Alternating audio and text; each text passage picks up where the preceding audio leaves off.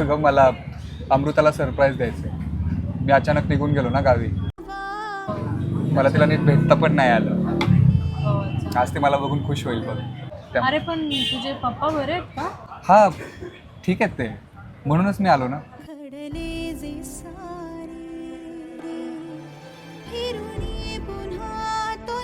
एवढी सॉलिड आहे ना ती, म्हणजे मला जर अरे प्रताप, चल ना चहा प्यायला जाऊ आपण. माझं खूप डोकं दुखतंय. चल ना, बास कर ना अमृता. बरं ठीक आहे, आपल्या नेहमीच्या जागेवर जाऊया. ठीक आहे, चल. अमृता, तू जसं समजते तसं काहीच नाहीये. मी आणि प्रताप लहानपणीचे मित्रमैत्रीण आहोत. बाय चान्स आम्ही एका कंपनीमध्ये सोबत काम करतोय. तो तुला सरप्राईज देण्यासाठी इथे आला होता, पण तू पाहिला आणि गैरसमज करून घेतला. अमृता, असं काहीच नाहीये तू जसं समजते तसं.